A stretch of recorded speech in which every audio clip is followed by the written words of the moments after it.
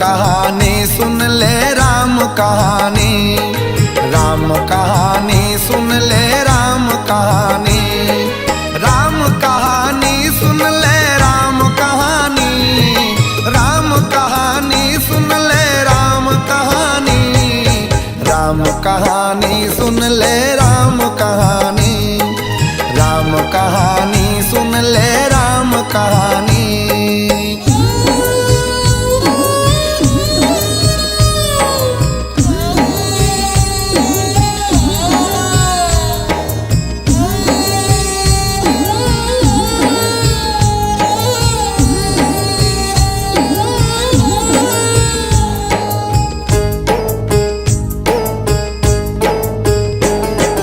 दशरथ के बेटा कौशल्या के लाल, दशरथ के बेटा कौशल्या के लाल, बनवास हो गए जेला 14 साल, बनवास हो गए जेला 14 साल।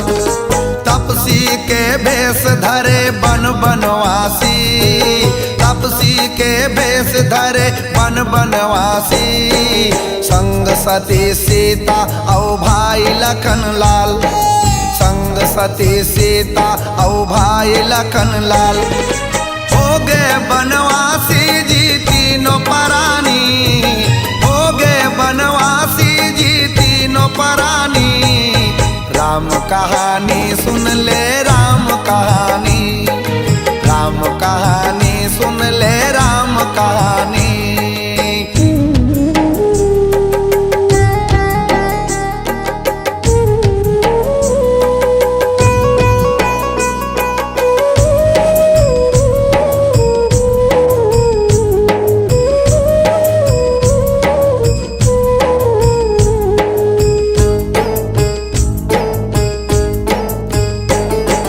राजमहल छोड़ कर जंगल माँ बास, राजमहल छोड़ कर जंगल माँ बास।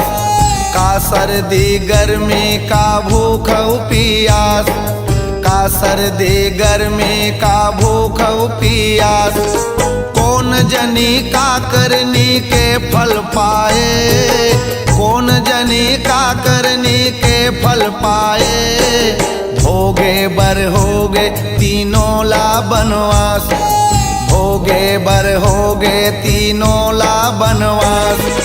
काहे विधाता के मर्जी का जानी, काहे विधाता के मर्जी का जानी।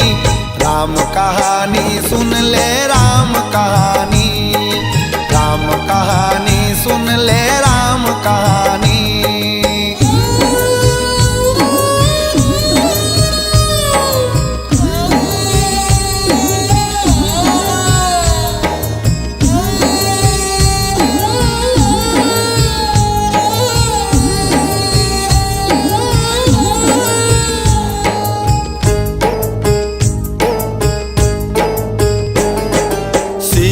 हर के ले गए पापी रावण, सीता हर के ले गए पापी रावण। जंगल जंगल खोजे राम लक्ष्मण, जंगल जंगल खोजे राम लक्ष्मण। कैसे विपत माँ परे जानकी, कैसे विपत माँ परे जानकी।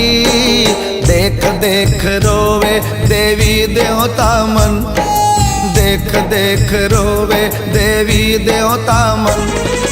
बड़ा दुख पाए माँ सीता रानी, बड़ा दुख पाए माँ सीता रानी। राम कहानी सुन ले